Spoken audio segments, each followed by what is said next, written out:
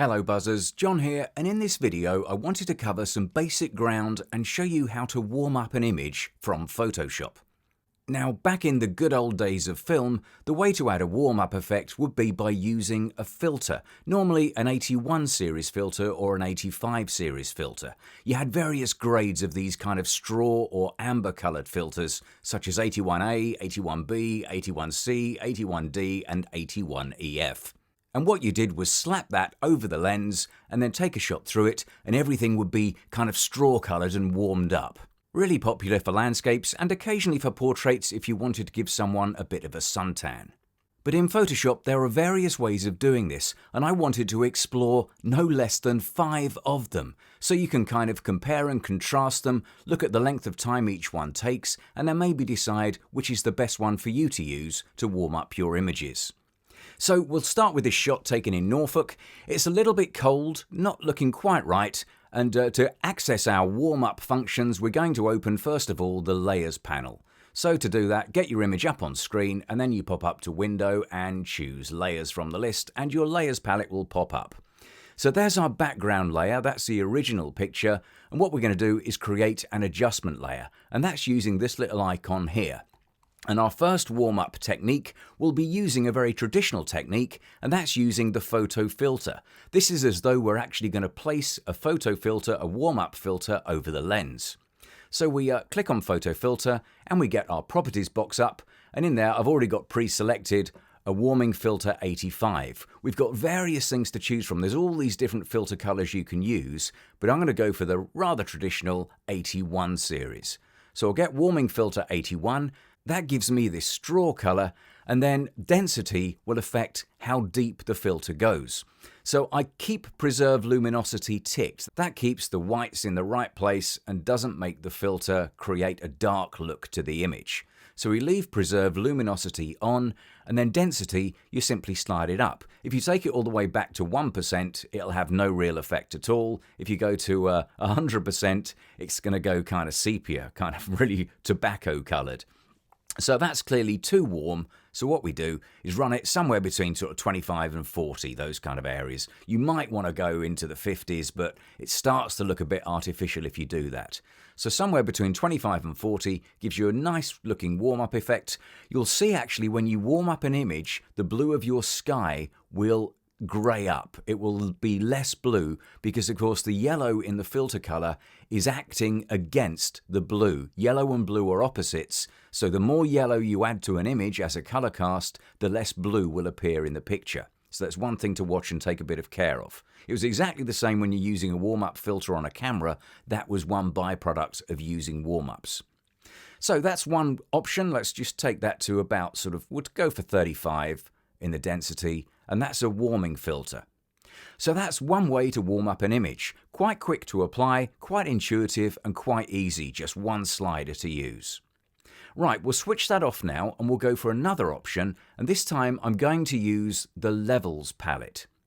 So we go back to background so we can compare our different sort of results, and we're going to click on the adjustment layer icon once more, and now we're going to select Levels.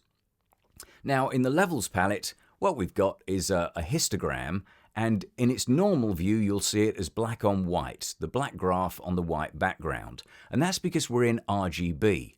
But if we change to different color channels, we can actually change the way the Levels palette works, and instead of working on contrast as it does in RGB, it will work on color. So if we click on RGB and select red, what we can do is move this middle slider a little bit to the left, and that reds up the image. You see how much red we're getting in? So to get that kind of reddy pinkish tone, we go to the left. We then select the blue channel, because remember yellow and blue are opposites, and we go in the other direction to add a bit of yellow. And that mix of red and yellow gives us the kind of straw color we're after, and before too long, you can see there, we have a reasonable looking warm-up effect. And to check it, all you have to do is switch it on and off in the Layers panel. Just switch it off. There's our original, looking a bit cool and a bit blue, and there's our warmed up effect using the Levels adjustment layer. Okay, so this is fairly quick to use. You've got 2 steps, but you don't have a huge amount of control. You've just got that middle slider to move to the left in the red channel and to the right in the blue channel to give you a warm-up effect. So let's now have a look at another alternative. So this is our third option, and that's using curves. So what we'll do, we'll switch off our levels adjustment, we'll go back to our background layer, and then we'll select an adjustment layer and choose curves from the list. This brings up the curves palette, and this is very similar to levels, but gives you a bit more control. So once again, we've got RGB, so if we make changes in the RGB mode of curves, we will affect contrast and brightness. But we don't want to do that, so we'll just drag that off to keep us in a nice diagonal straight line, and then we'll go to the red channel. So by pushing the red channel up, we get that red in like we did with levels, and by pulling it down, we'll get the opposite of red called cyan. But we need a little boost of red, and we can put this in different tonal regions. You see, if you hold it up towards the top, you get more of a boost. Hold it down to the bottom, you get a slightly different shaped curve. So you can adjust in a more precise way where your red occurs in the image. Now I'm just going to do it fairly centrally here, like I did with levels, and just boost that a little bit there. And then we go to the blue channel, and we're going to cut the blue, which means pulling it down a bit, and we get our nice sort of warm-up effect in. You only need small tweaks normally, not too much, and that looks fairly good round about there. I'll just recheck my red, maybe just boost that curve slightly there. There we go. So that's a nice enough warm-up effect, and that's number 3. That's 3 different options we have for creating warm-ups. To check the curves, again, switch the adjustment layer on and off to see the difference, and you'll see a nice warm-up effect coming through. Okay, so for the 4th option, we're going to use another adjustment layer, so I'll switch off the curves, go back to my background layer, and then I'm going to go for the adjustment layer icon, and this time I'm going to choose color balance. So we click on color balance, and we have a more complex palette this time with 3 sliders, and also if you look in tone, you've got 3 options: midtones, highlights, and shadows. So I'm going to start with highlights, and what you do, again, keep preserve luminosity ticked to protect your whites and your tones. This is exactly the same as you did in the photo filter, but what we're going to do in the highlights, first of all, we're going to add some red. And how much you go for is up to you, but you don't want to go too far. I think something like that would be good, no more than 20. So I'll go for about 15 red in the highlights, and then I'll have an equally negative effect of -15 in the yellows. So that's a nice diagonal line gets set up with a fairly gradual sort of a steepness to that particular line between the sliders. I'm not touching green and magenta. We're going to mess things up if we start playing with green and magenta. So leave that on 0. Once you've done the highlights, we then move to the midtones and we go for a steeper line. So we have less difference. So let's just go for 8 red and -8 blue. Now these numbers aren't critical, you just look at your image to get the right kind of mix, but you can see there we've got a steeper sort of a diagonal running through those particular sliders. Once we've done that, we then go to the shadows, and this is counterintuitive. You actually want to introduce a bit of blue into the shadows. That's often the case with warmer images. You get more blue in the darker parts. So we're going to boost blue, and how much you go for is up to you. You see contrast being dramatically affected. So we only need a little nip of blue. I think sort of 5 or 6 would be absolutely fine. So that gives us a nice looking result, and again we can check it in the layers panel by switching that on and off. And you see there, that's quite a nice warm-up effect. Okay, now the 5th and final way I'm going to show you is by using something you may well be very familiar with, and that's using the Camera Raw interface. Now we're not actually processing a RAW file, remember we're in Photoshop here, but if we take our background, I'm just going to copy it by hitting Control or Command and J. That's Control and J on a PC or a Windows machine, and Command and J on a Mac.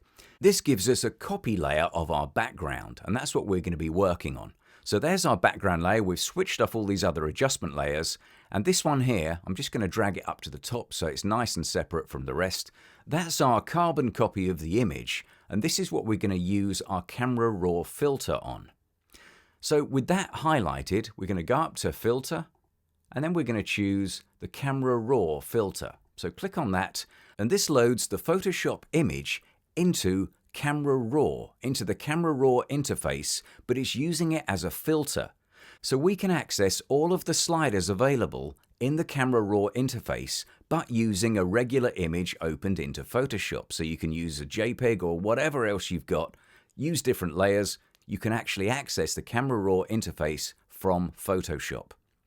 So obviously, to make things warmer, you can simply use in the basic panel the temperature slider. This is your white balance slider effectively, so you can warm it up or cool it down.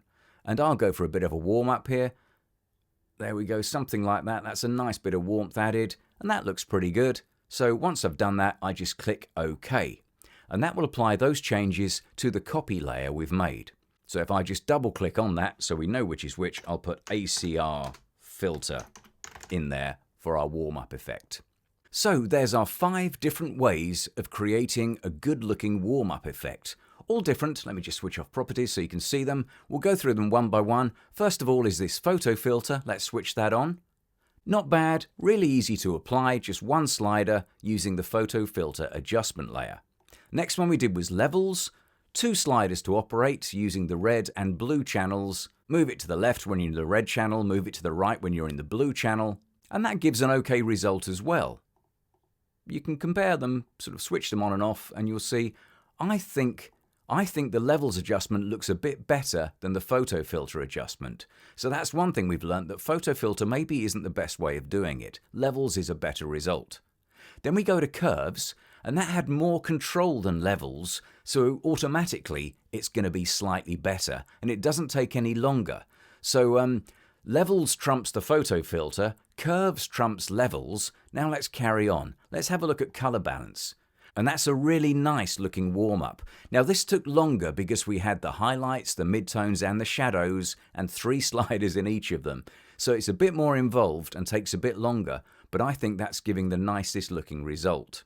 So at the moment, at the top of the order, we've got color balance, then we've got curves, then levels, then photo filter at the bottom of the best way to add a warm-up effect. But let's look finally at our ACR filter. This is where we added that warm-up, and that's not bad either. I don't think it's quite as good as the color balance in terms of overall control, because it's just a one temperature slider that you're using. It's kind of similar to the photo filter in many respects. You're just warming up the whole thing. But I think that will probably slot in somewhere between levels and curves, or maybe somewhere between curves and color balance. But I think the best one overall, when you're working in Photoshop to add a warm-up effect, is to use that color balance, because there's lots of control. We'll just double click on it to bring it back up again. You've got all this control over midtones, shadows and highlights. So 3 different tonal regions you can apply different levels of color control to. And while that takes longer, it does give the most flexibility. So do try them for yourselves, these 5 different techniques. But I think if you're working from Photoshop and you want to warm up an image, I think the best results can be obtained by using the color balance adjustment layer.